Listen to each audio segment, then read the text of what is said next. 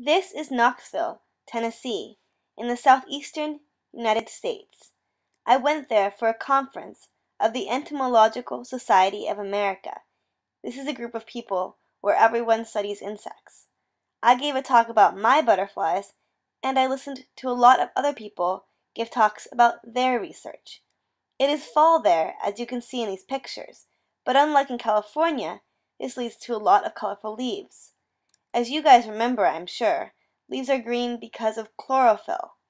When the nights become long enough in these other parts of the country, leaves grow a cork layer at the base of the stem. Once this happens, the chlorophyll dies. The different leaf colors have different origins. Yellows are always present in the leaf, but only when the chlorophyll dies and isn't green anymore do we see it. Reds and purples are caused by the production of new chemicals in the leaves by the breakdown of sugars.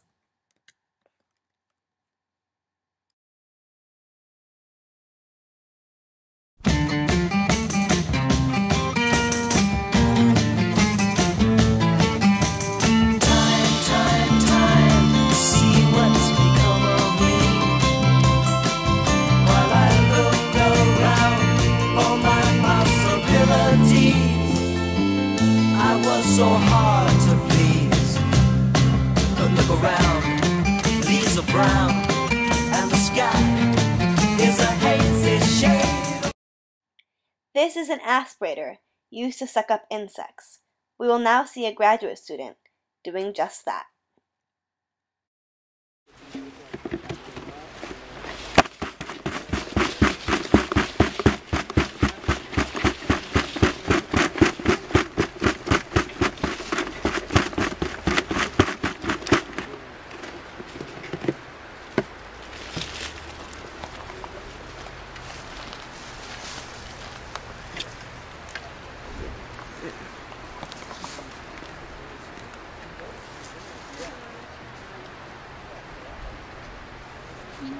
Just found something.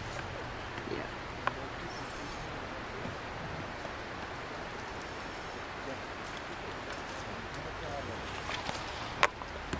Ta-da! All right.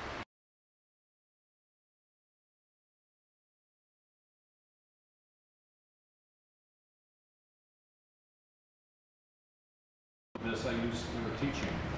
We have a bigger screen, and we have in my microscope room. We have a microscope room. We can get 10 students in there, and so if we want to look at morphology or identify things or give an idea what we have. What dissection? There's somebody. See him coming out of his. Right But there he is, a pseudoscorpion. That must be mine. Because I have Oh, one. so cute. Let's watch him for a minute. See, I know I had a pseudoscorpion. Wait, it looks like. Probably then I had. Yeah. Because I got it off of the moss. Yeah, eat him. He's thinking about it.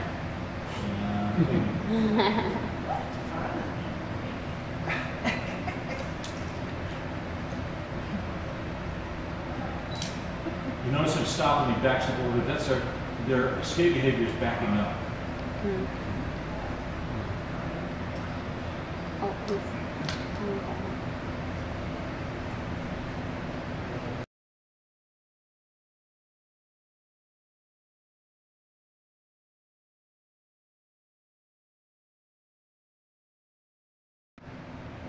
Strong bands.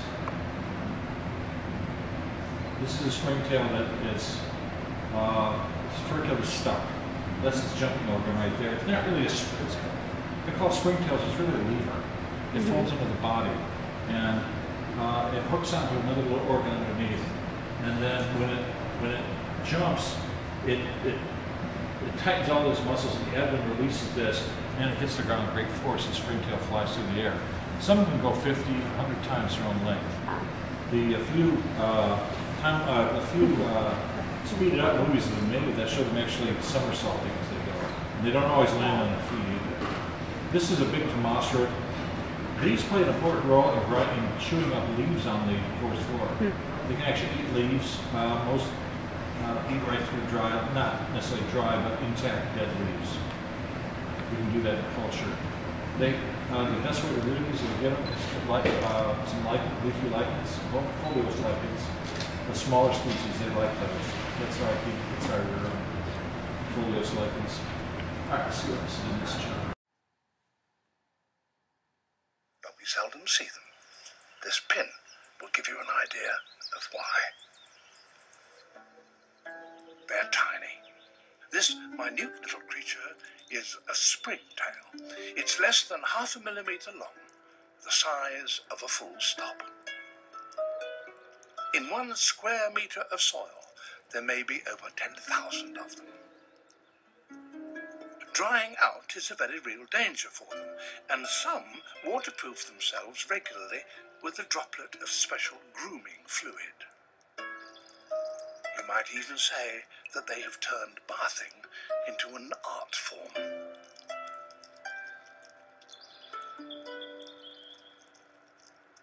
They even have 2 inflatable tubes that enable them to get to those hard-to-reach places.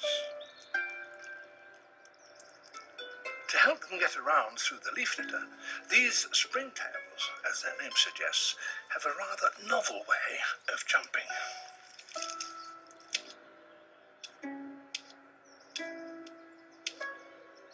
They have a tiny 2-pronged lever beneath their abdomen. 1 small flick from it can catapult them 6 inches, some 15 centimeters, into the air.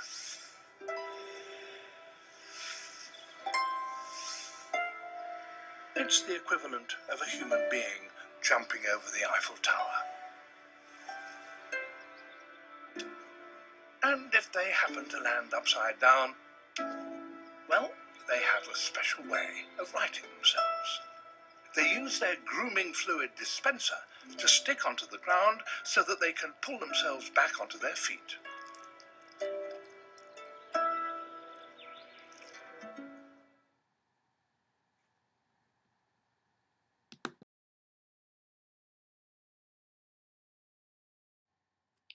During my trip, I got the chance to try a lot of different southern foods. You are probably familiar with biscuits. But have any of you guys heard of fried green tomatoes? They are actually very delicious, and if you get the chance, I recommend that you try some someday. And, of course, because I was in the South, I had to have some pecan pie.